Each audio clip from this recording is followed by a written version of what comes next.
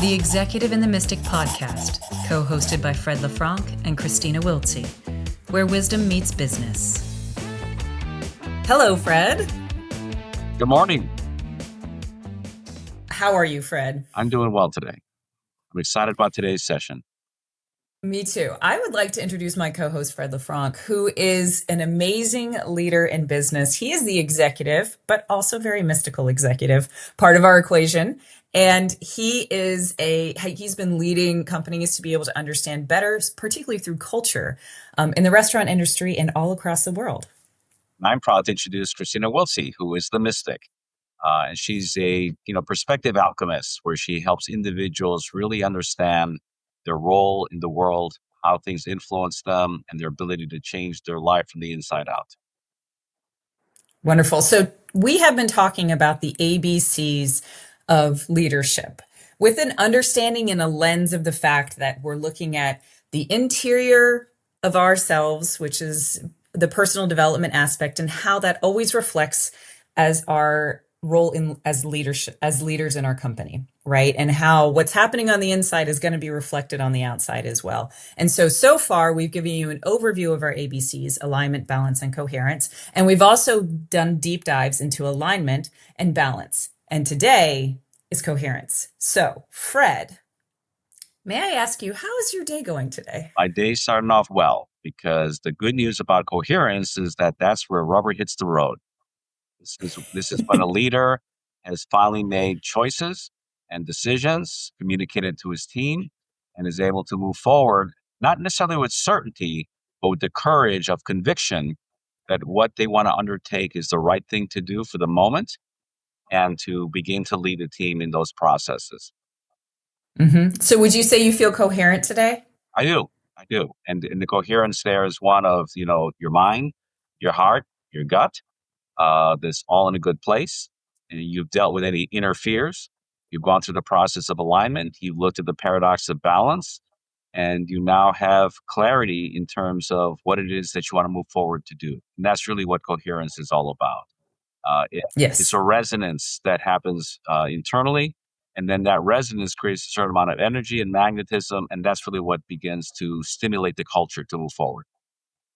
Yes, exactly. I like to sometimes liken it to a symphony, in the sense that if you've ever gone to a symphony, or even let's modernize it and say a rock band, right? You have a rock band, and someone who is a audio mastering person who is going to be listening to the mix of all the different instruments that are in the rock band.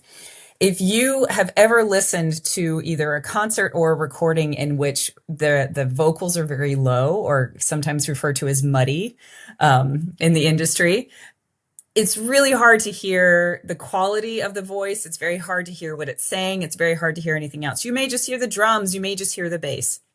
Most of us in an incoherent state are listening to the drums and the bass, and maybe only listening to the lyrics and not listening to the drum and the bass. What we're saying is that the heart, the mind, and the gut have a specific mix that are supposed to be happening in the body. The heart is actually supposed to be the loudest and most prominent sound that we hear, that we feel. It creates an actual electromagnetic field that can then start to sync up the brain and start to sync up the gut. And by doing that, it actually puts you into a space in which you really want to listen to the music of your mind, right? In a very different way. Your thoughts become different.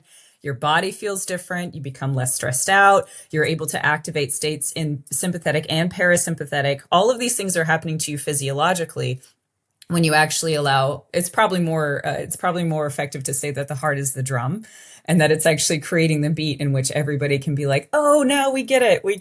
We're all in coherence with each other, right? No, that's well put. I think the practice that I try and use, or not try, but it's a practice. It's not an achievement. Is to sit and have moments of reflection. You could call it mindfulness, you can call it meditation, you can call it prayer. And that's where the coherence begins. You still the mind, you get your breathing in a nice regular pattern. Your mind and your heart start achieving some level of coherence. And as I like to put it, you listen to the silence. And that's Hmm. where your conviction comes about. That's where you begin to have great certainty, and you visualize the outcome you want. If you're trying to, as a leader, if you're trying to have your team reach a certain objective and goal, or just deal with the crisis of the day, uh, Hmm. then move forward with that, with courage and conviction. My definition for courage is not the absence of fear; it's the ability to carry on with dignity in spite of it. And that's what it comes Hmm. down to. We live in an uncertain world, and now more than ever. I use a metaphor of whitewater rafting, and every day is a class 5 wave. Oh my God, I'm going to die. Here's that rock I'm going to hit, and you're going to hit it. So you better be flexible. You better be nimble. But more importantly, you need to have, and I keep using the word conviction around what you value. What's important to you? What are you trying to do? Who are you trying to serve? And all of us in business are serving some customer or some guest that we're trying to make sure is satisfied and happy and is willing to return.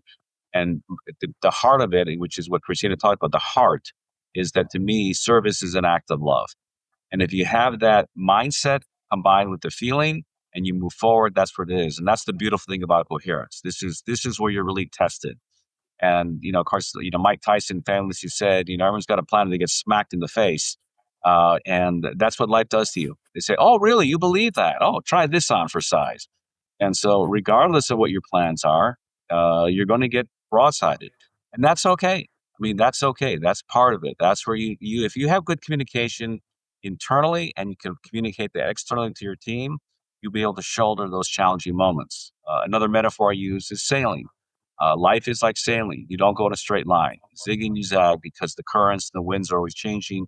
All you can control are two things: your sail and your rudder. Khalil Gibran famously said that your sail is the passion that creates force and energy, and the rudder is reason. It guides you. And this is what coherence allows you to be able to do.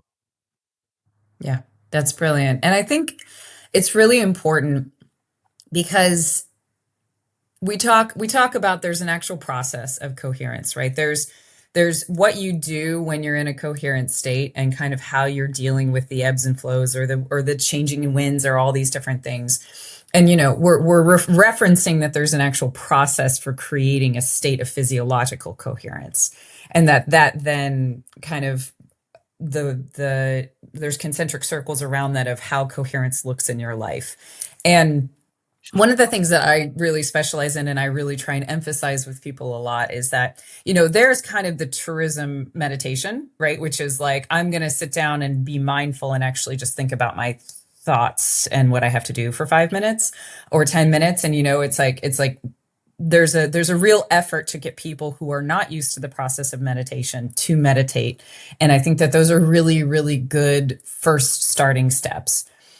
A lot of the time, I usually recommend that someone go to a meditation retreat when they're first learning to meditate, because then you can kind of have that boot camp experience of like, oh, I get it now. Like, I finally understand it. Because when you're trying to calm the mind, I mean, it can go anywhere. It is a slippery fish, right? It's like you're at Pike Street Market, you're trying to catch the fish, you're trying to figure it out, and the mind is going to do everything it can to slip out of any kind of control that it has. I always remember the story of the first meditation retreat I ever went to, and we had to just watch the breath under our nose. That's it. That's all we had to do, and I could not keep my concentration for more than 5 seconds at a time. It was impossible for me to do that, and so I had to create a crutch. And so every single time I could keep my attention for 5 seconds, I would say, I would say good, or I would even start to say crutch because I knew what it was. I was like, I would say the word crutch, and it was the first word I would allow in my inner monologue in order to just, and then I kept increasing that time, increasing that time, increasing that time. And I mention this because when we're talking about coherence, there's a lot to be said for the fact that you can breathe in and out of your chest. You're breathing gratitude in and out of your chest. You're breathing compassion in and out of your chest. But there is a very subtle kind of nature that you have to give yourself a little bit longer periods of doing this to be able to get good at it. Would you agree with that, Fred? Yeah, it's the skeptics are always saying, "I don't have time to meditate," or "It's really hard," and so forth and so on. It is, but it's really, meditation is the best practice you can use to begin the process of increasing your emotional intelligence. And as a leader, emotional intelligence is probably one of the most vital skills you need to have. And the first one is self-awareness, and breathing and awareness of your breath is self-awareness. The idea of stilling your thoughts, people get, how do I do that? How do I stop thinking about all this stuff? The best example I've heard is think about the difference between signal and noise. Okay. Mm, Noise are all those scattered thoughts that come in there, and generally they're fear laden, sadly, because all this stuff is coming into it. Signal is when you bring clarity to confusion, you bring order to disorder. And that signal is the thing you really want to focus on. Now, that signal may be an inspiration that comes to you about what to do next, because that occurs, but it doesn't happen in the middle of all the cacophony. It only happens in silence. That's what's it. Listen to the silence. And then once you're clear on what that signal is meant to be, then that's really what you want to tune on. It's kind of like going to a radio. The old fashioned days of radios, you had to tune around. And you know what it's like when that signal isn't quite strong enough. You hear something else playing in the background, and finally you tune it perfectly in. Now you have a clear signal of what you want to listen to. It's the same thing internally. We are like an antenna that's tuning into something. We talk in alignment, aligning yourself with higher order laws to make sure that you're not swimming upstream. In balance, embracing the paradox. So what appears to be two opposing forces are really two sides of the same coin that you have to create balance in leadership, greatness in. And then the last one is coherence, where through your internal congruence, you're able to then lead into the future with uncertainty, with courage, with conviction, to achieve what you want to try and achieve. And that's how great things happen in companies. I think many times the role of a leader is to have ordinary people achieve extraordinary results. And that's you pull mhm. all the forces together in one time to be able to do that. And you'll miss it at times. You will. You may have to tack. You may have to twist and turn. But if you're paying attention and you have, again, that signal is really, really strong, you will persevere. Yep, yep. And just to provide a little bit of clarity for anybody who may be listening to this or watching this who's never had any exposure to meditation, we've mentioned a couple of different types of things. And there's mindfulness meditation, which is what we're talking about, which is like, hey, you're trying to quiet the thoughts, right? That's kind of um or you're becoming a strict definition of mindfulness meditation is you're trying to actually pay attention to the thoughts. You're just like, oh, I've actually created an observer of my own mind. That is the true, like, stark definition of mindfulness. There are meditation techniques, most meditation techniques, regardless of whatever it is you're doing, are using different methods for being able to actually allow the observer to affect that stream of thoughts. And so that means that if you're doing mantra meditation, which is TM, transcendental meditation, you may have heard of people do that. Transcendental meditation uses a mantra to quiet the mind, to allow the observer to basically allow the observer to quiet the mind. When you have other types of, I mentioned concentrating on breath, that comes from Vipassana meditation. Vipassana meditation is all about paying attention to the sensations in the body instead of the mind, right? It's like that's kind of its thing, right? You have other versions of this which use malas. If anyone's ever seen one of those beaded necklaces, it kind of looks like a rosary if you're in Catholicism, but they all serve the same purpose. They're using an external thing to be able to repeat. Sometimes you're repeating a mantra, or you're just using an external experience to be able to quiet the mind. When we talk specifically about coherence, what we're talking about is that instead of paying attention to the mind, so a natural part of this process is having to kind of say, okay, mind, I hear your inner monologue, but I don't actually think you're as important as you think that you are. And I'm going to just concentrate on the space inside my heart. And I'm going to give myself something to do, again, recognizing that all of our minds are like toddlers and that we need to, like, give it a little distraction, like give it some plastic keys, right? As we're going to, go into the heart and pay attention to it, put our attention on it. So our energy goes to our heart space.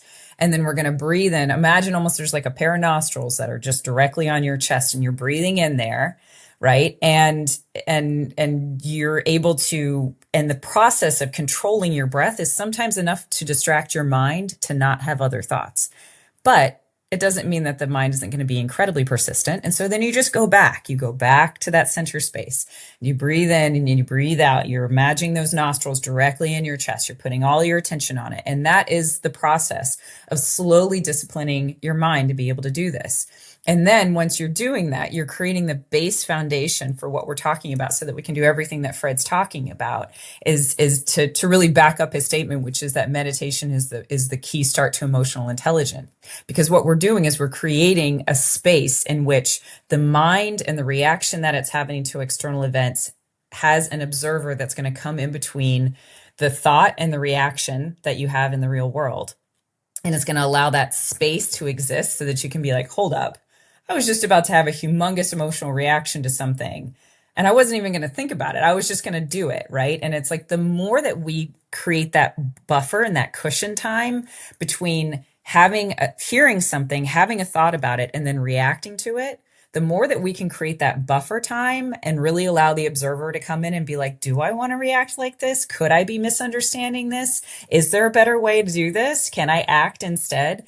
That is how you are creating and slowly, like a muscle, you're building the muscles of your emotional intelligence in a very different way. This episode is brought to you by Results Through Strategy. Since 2006, RTS has been the go-to partner for restaurants and food service brands, navigating growth, transformation, or recovery. Their team of seasoned industry veterans helps companies rediscover their purpose, realign with their values, and implement strategies that build measurable, sustainable performance.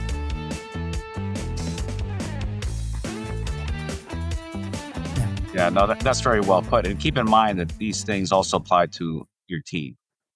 So if you're going through challenges and you're going through all the uncertainty and Yep. fear and all the, whatever, we always have a horror flick in our head playing sometimes. As a leader, you have to be mindful of the fact that this is occurring to the people around you. And they may not want to admit that. They don't want to admit that they're afraid, or they don't want to admit that they don't know. And, it sounds a little woo-woo, but I want to give you an example. Probably the most successful modern day basketball coach was Phil Jackson, of the Chicago Bulls and the Lakers. And he would have his team meditate. And as he wrote in his books, he's got one book called Sacred Hoops, which I thought was a great title. He said, you think it's hard to meditate? Try and teach an inner city African American kid how to meditate, you know, Mhm. who are, thinking about rap and this and that and so forth and so on. And he would do that. And he would have them breathe and get calm, because he knew that if they could create that stillness in themselves before the game, when they were in the game, they discovered the zone. We've all heard about the zone. Athletes talk about the zone all the time, but zone is not just for athletes. The zone is really when you are in the present moment, and everything goes slow, by the way, in the zone, because time is eternal. Time's elastic in that place. Mhm. And the things that on the outside it looks really fast, but when you're experiencing the zone, it's really slow because you're centered. And in a team, that's exactly what happens. If you get in the zone, you have all the time you need to take whatever actions you take. And as things come at you and come, it's like the Matrix movie. You can sort of dodge the bullet because it's coming at you very, very slow. You see it in a very different way. And that's the beautiful part of being present. And that's where coherence comes in. You are present. You're here. Eternity exists in the present moment. All choices exist in the present moment. And as a leader, if you can get your team to understand that, and again, without woo, okay, but it's really more about taking advantage of our humanity. This is what we're talking about here. As human beings, we are so powerful. We have so many resources available to us. We just don't know what they are. And our goal has been to expose you to what those things are so you can take advantage of them as an individual, as a leader, and then, of course, help your team try and achieve that as well. Exactly. And that's the thing that's so magical about this is like we're only just on the precipice in terms of research of understanding the effect that not just individual coherence is, like getting in the zone as an individual body, right? Because imagine that you have an entire team inside of you that is trying to work together. And if you have the heart passing the ball to the stands, that's not really going to help anything.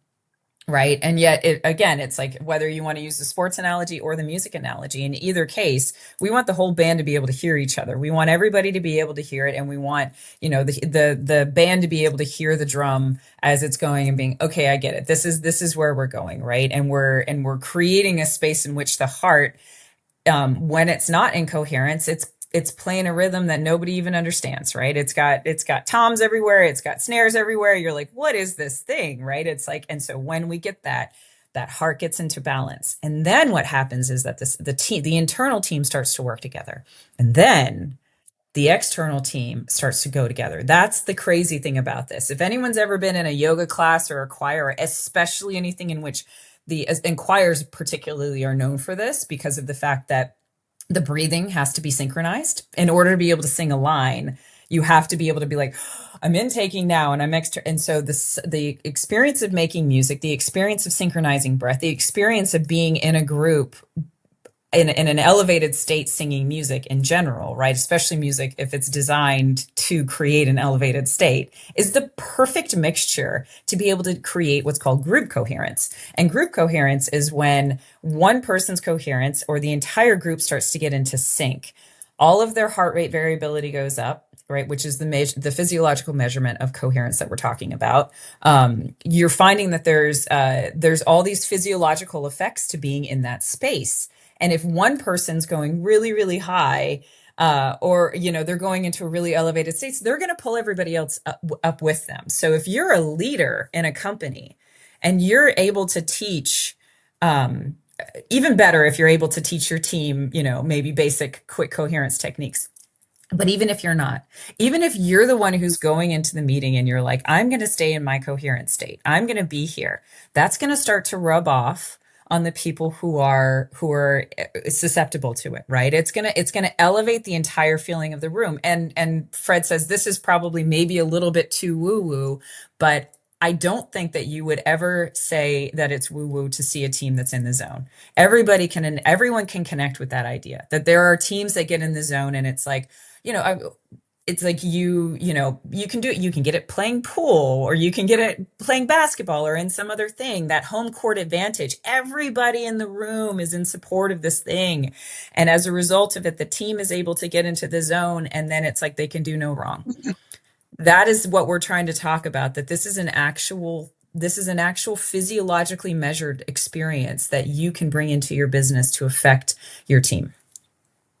Yeah, I mean, the people that we talk to that I think resonate the most of this are those that are what we would call conscious leaders, like the conscious capital Mhm. movement or Liberty Ventures, where people are aware of the conditions around them and are aware of themselves internally. And then there's an intention that comes from that, right? One is to have the awareness. The other is what's the intention? What do I choose to do? Not just react. What do I choose to do? Sometimes we find ourselves in the zone kind of accidentally. You're kind of there going, oh, this is pretty cool. And what we're trying to help you learn how to do is to do it with intent when you want it, when you need it. I've been in many a meeting in a business that starts getting a little rambunctious because people forget to have dialogue. They start debating. And as a leader, you got to say, time out, time out. Everyone, take a deep breath together. Just a slow, deep breath. Just bring down the energy, get it under control. Make sure that everything's not racing back and forth with someone's trying to prove themselves to be right and all that kind of stuff. So one of the things I love to say is you may be certain, but you may not be right. So it's important to explore various ideas through the concept of dialogue. And coherence allows you to do that because you're not defensive about anything. Someone doesn't like the idea, doesn't mean they don't like you. We had talked before about the difference between a nice and a kind leader, and that's part of it. That's that Mhm. maturity, emotional maturity, is to be aware of the urge. God, I just want to reach over and punch her, because she just said something that irritated me, and that's ridiculous, but it happens. People get caught up in the heat of the moment. That's what that means, and that's where you want to get back to center, get back to the present moment, take a deep breath, calm yourself down, get back in alignment internally, which is coherence, and make sure that you're not doing anything in violation of the greater laws that we talked about in our first episode of alignment. And this is the important part of leadership. That's why I like coherence so much. At the end of the day, it's okay. We did enough talking. We did enough planning. We know what we want. We're clear on our signal, and now let's go. Have your KPIs, have your measures of success. See how you're doing. What's your dashboard to make sure you're on task, you're on target. You know when to tack. You know when to twist. You know when to turn. And at all times, your team's part of it. I love watching the big sailing races when they have these gigantic, 120-foot masts, and all the time it's time to tack, and all the crew runs over to one side to counterbalance the fact that the boat is turning. And the synchronicity of that is beautiful. It's a ballet in action. And there's a tendency to use a lot of sports metaphors because so many people watch sports. It's a sport you observe. But when you're in your own life, who are the spectators of your life? One of them should be you. Okay. The other one should be your team. And then, of course, your family. And that's the important part of coherence, is to make sure that everyone understands with clarity and conviction what you're trying to do. Yep, yep. And I think, and then also the same applies to the personal journey. And that's one of the things that I love to do more than anything, having been an executive and understand KPIs. And like, I had a really special interest in metrics and like kind of understanding how you're measuring things, the frequency you're measuring things, the things like that. So that's one of the things I like to apply a lot to my clients, is to be like, how do we actually know that there's a shift happening? Like what is happening in your daily life that's doing it? And one of the it's a little bit harder because, you don't have a bottom line. Like you're not able to do an EBIT, like understand your EBIT, other than perhaps your relationships are improving, which are very subjective measures, right? But one of the things that I like to do and talk about is the measurement of frequency, duration, and intensity.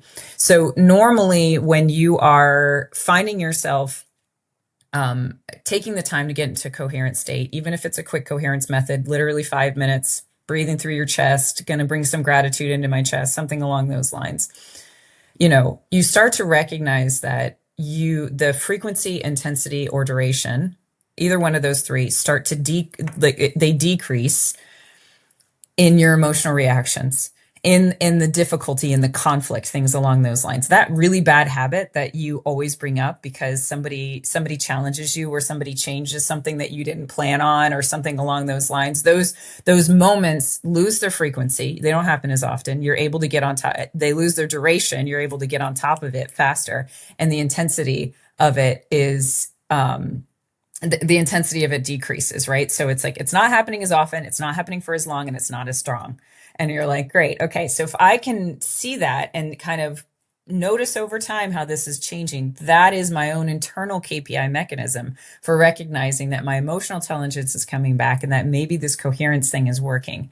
And the more that you do it, the better, because meditation is not for escaping life. Meditation is a tool for making it so that you're more capable of dealing with the actual realities when you're not in meditation. As they say in yoga, on the mat is all good. If you're great in a yoga class, that's fantastic. But what are you doing off the mat?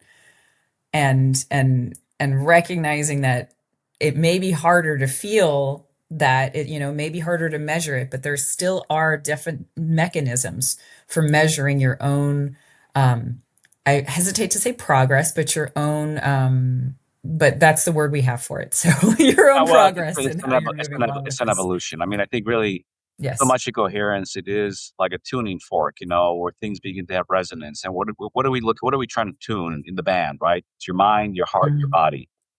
That's how emotions are expressed through your body, and your heart's a very different center, and your mind. Those are the three things you're being aware of. That's what you want to have in tune, in sync. That's where the coherence lies. And if you begin to get out of tune in there, it's just about realigning yourself to do that. I think the great quote is, coherence isn't perfection; it's congruence. That's really what Mhm. you're trying to achieve. So that when who you are, what you say, and what you do is aligned, you become magnetic. And that's the thing about a Yes. leader. That's what, as a Yes. leader, when you walk into a room, one of the, if people talk about the vibe, right? What's the vibe? Vibe is vibration. Okay. And that's Mhm. when you become the tuning fork as a leader. You come in with a certain vibration. If you have confidence and conviction, and some certainty, and you walk in with that, that is going to create resonance throughout your entire team. Because as I said earlier, they're processing their own fears, their own concerns. Like, oh my God, he's crazy. She's crazy. What are they talking about? Can we really do this? And it's important to be able to articulate that and honor the fact that everyone has a different process by which they get centered and calm. And you can do that as the leader. And that's really what we're talking about. It takes effort, it takes Mhm. awareness. It's not just self awareness, it's also social awareness and making sure that the behavior you undertake is going to bring confidence for other people. And and it's an intangible. It really is. Because the vibe is somewhat intangible. It's a feeling, it's a sensibility that occurs. But boy, when it happens, it's magic. It really is. It's a wonderful thing to see. And I'm sure many of you who are listening or watching this have been there before. And so all we're saying is, can you turn it on at will? And if you want to learn how to, that's what we're here to try and instruct you on. Yes, yes. And then the thing that I always say, and this is something that happens a lot, is that when you start, and when I say it happens a lot, it's not a non-possibility, is what I'll say. When you start to do these practices, even in your team, in your personal life, in your team, sometimes what happens right afterwards is that something shakes out that doesn't feel that great.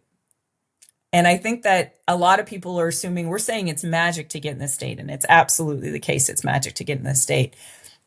But sometimes imagine that there are that there was like a video game, and in this video game there are these pipes that need to get in alignment in order to be able to kind of move across, move from one side to the other. And sometimes you have some really big obstruction that is stuck and is waiting for that alignment to happen in order to be able to pass through and move through the system. And sometimes that can feel like, oh, well, I just started meditating, my team just started meditating, and then somebody quit. And you're like, wait, that doesn't feel right. Like, what just happened? How did everything fall apart? And this is where we go back to alignment, the principles. The universe is neutral. Sometimes that's exactly what happens when you align a team, is that the person who needs to leave is somehow now allowed to leave because they are in alignment with themselves. They're in that space with themselves. And so this isn't we're not trying to tell people how to bypass into this great universe or where everything is perfect.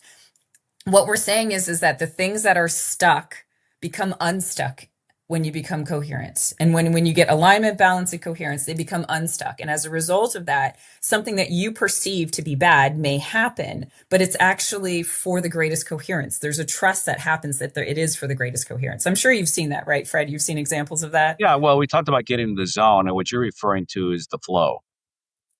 And Mhm. when you have flow and there's debris, you got to get rid of the debris.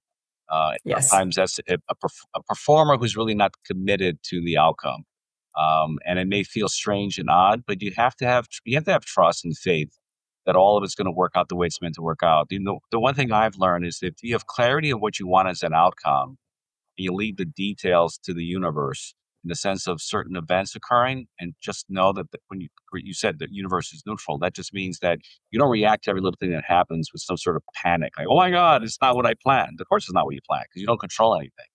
All you can do is control yourself, and you do that with your team, and that's what occurs. And it takes practice. This is part of what we're trying to do, but at the end of the day, businesses are about getting results. Okay, and there's a Mhm. lot of conversation about ROI. Okay, so return on investment. Okay, then investment is financial investment, but it's also emotional investment. Okay, it's time and money and resources. I like to talk about ROE, return on energy. Return on emotion. Because nothing, nothing, nothing, nothing feels better than winning. Okay, it sucks to Mhm. lose, and sometimes you need to lose in order to learn how to win.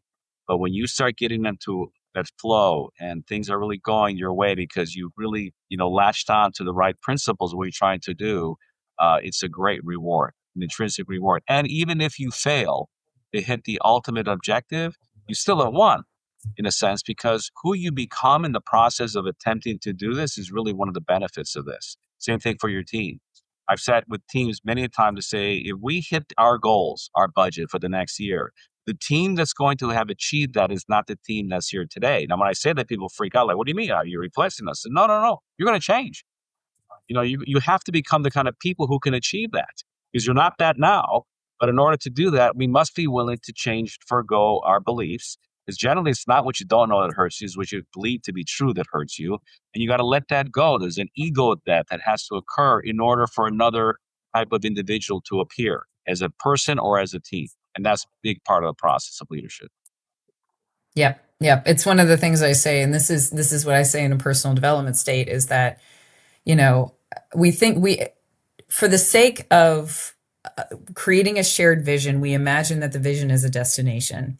But what we start to recognize is that the destination is actually like you're continually walking through almost, or a destiny or a destination, right? Like you're almost continually walking through and you're being transformed in the process of walking from this place to the other. So, from this perspective, that destination has a very specific look to it. But by the time you get there, it's going to look completely different as well, right? And it may not be that KPIs or goals or anything shifts, but the way that you view it, the way that you approach it, the way that you are, it's like, it's always like, sometimes I also, as with personal things, I measure the success of it is, does it feel as if, oh my gosh, I never thought this was going to happen and I really feel it? Or are you already kind of walking through and moving on to the next thing because you've learned so much that the original vision that you created just seems to be like, oh, We don't even really care about the original vision so much because we've gained so much in this experience that we can keep moving on to wherever to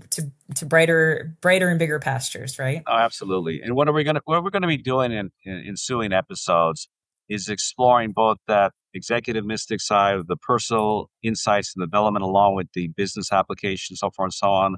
We're gonna have some episodes on gateway books to help you sort of Hmm. discover this. That'll open up your mind to a different perspective.